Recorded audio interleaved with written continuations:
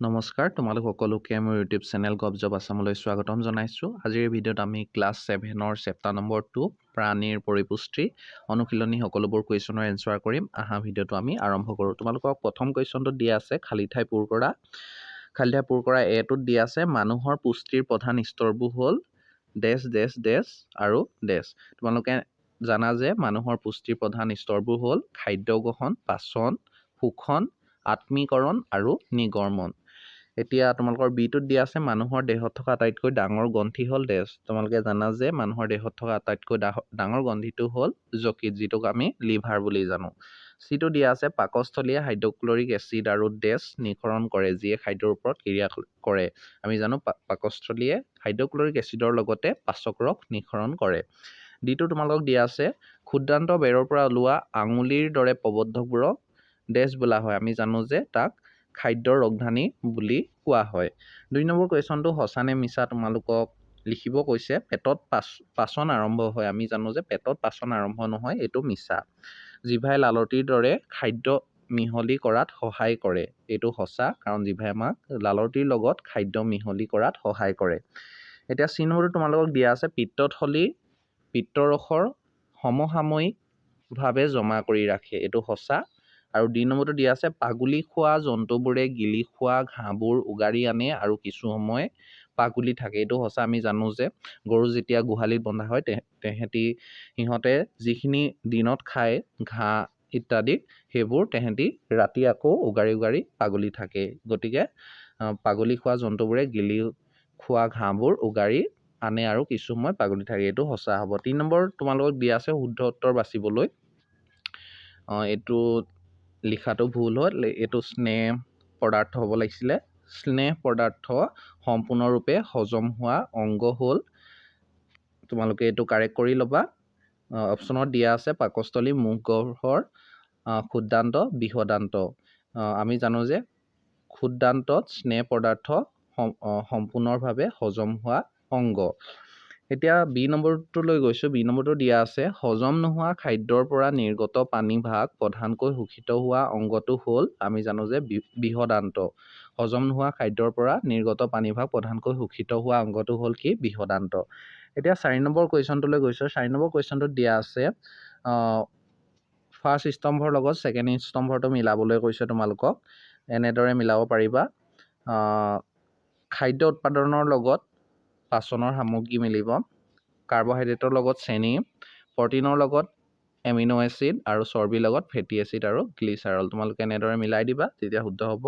5 number কুৱেশ্যনটোলৈ গৈছোঁ। 5 number কুৱেশ্যনটো দিয়া আছে ভিলি কি? ইয়াক ক'ত পোৱা যায় আৰু ইয়াৰ কাৰ্য কি? আমি জানো যে ক্ষুদ্ৰান্ত অন্তভাগৰ বেৰৰ পৰা হাজাৰ হাজাৰ সংখ্যক আঙুলিৰ দৰে ওলাই অহা প্ৰবদ্ধবোৰকে কি বুলি কোৱা হয়? ভিলি বোলা হয়। ইয়াক ক্ষুদ্ৰান্ত বেৰৰ অন্তভাগত পোৱা যায়। ইয়াৰ কাৰ্য তোমালোকে এনেদৰে লিখিব পাৰিবা। ভিলিবোৰে ক্ষুদ্ৰান্ত পৃষ্ঠকালি বঢ়াই দিয়ে আৰু এনেকৈ পাচন হোৱা খাদ্য শোষণত সহায় কৰে। এনেদৰেই লিখিলে তোমালোকৰ উত্তৰটো সম্পূৰ্ণ হ'ব। এতিয়া 6 নম্বৰ কুৱেশ্যন তোমালোকক দিয়া আছে পিত্তৰস ক'ত উৎপন্ন হয়? ই খাদ্যৰ কোনটো উৎপাদান হজম কৰাত সহায় কৰে? উত্তৰটো এনেদৰে লিখিবা পিত্তৰস যকৃতত উৎপন্ন হয়। এই ৰস পিত্তথলীত সঞ্চিত হৈ থাকে আৰু চৰ্বিজাতীয় খাদ্য হজম কৰাত পিত্তৰসে সহায় কৰে। 7 নম্বৰ কুৱেশ্যনটোলৈ গৈছোঁ।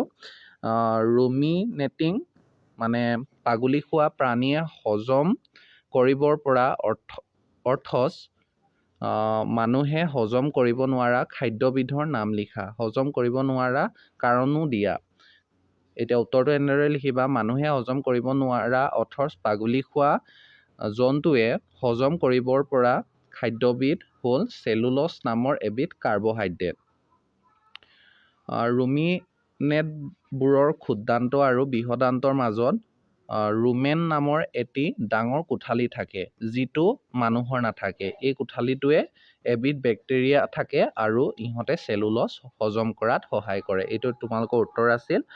8 নম্বৰ কুৱেশ্যনটোলৈ গৈছোঁ। আমি গ্লুক'জৰ পৰা তাৎক্ষণিক শক্তি কিয় পাওঁ? উত্তৰটো এনেদৰে লিখিবা কাৰণ গ্লুক'জ হ'ল সৰলতম কাৰ্বহাইড্ৰেট। ইয়াৰ অণু আমাৰ দেহৰ কোষত অক্সিজেনৰ সহায়ত সহজে ভাঙি কাৰ্বন ডাই অক্সাইড, পানী আৰু শক্তি উৎপন্ন হয়। এইদৰে লিখিলেই হ'ব। 9 নম্বৰ কুৱেশ্যনটোলৈ গৈছোঁ। পুষ্টিক নলীৰ কোনটো অংগ তলত দিয়া কাৰ্যসমূহৰ লগত জড়িত?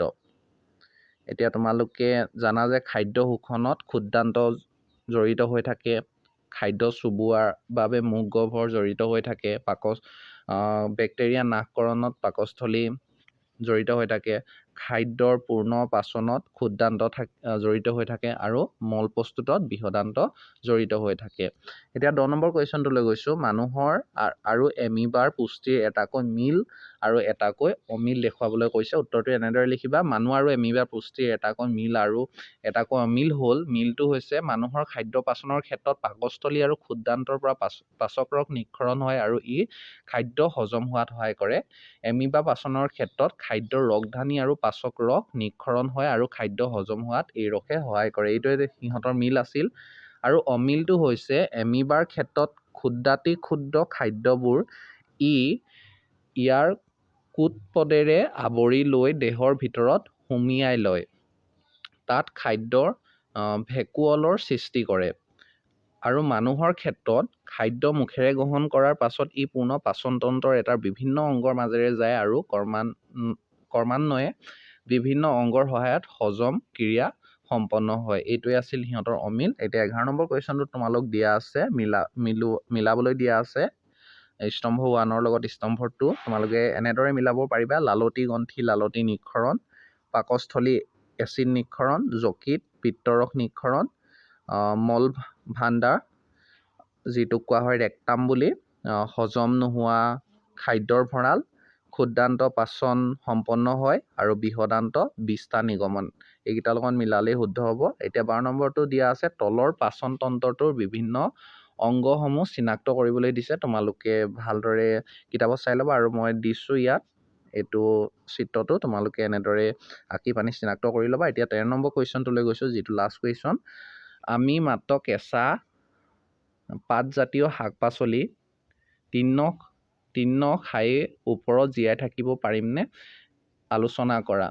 এতিয়া কৈছে যে আমি অকল কেঁচা পাতজাতীয় শাক পাচলি খাই আমি জীৱন নিৰ্বাহ বা জীয়াই থাকিব পাৰিমনে? সেইটো তোমালোকক সুধিছে আৰু আলোচনা কৰিবলৈ দিছে। উত্তৰটো এনেদৰে লিখিবা। হয়, আমি মাত্ৰ কেঁচা পাতজাতীয় শাক পাচলি খায়ো জীয়াই থাকিব পাৰিম। আমি পৰভক্ষী প্ৰাণী, গতিকে নিজৰ আহাৰ নিজে প্ৰস্তুত কৰিব নোৱাৰোঁ। উদ্ভিদে প্ৰস্তুত কৰা কাৰ্বহাইড্ৰেট জাতীয় খাদ্য খাই আমি জীৱন ধাৰণ কৰোঁ। কাৰ্বহাইড্ৰেট শক্তি যোগান ধৰে। তদুপৰি কাৰ্বহাইড্ৰেটে সংশ্লিষ্ট হৈ শ্বেতসাৰ আৰু প্ৰটিনো উদ্ভিদে তৈয়াৰ কৰে।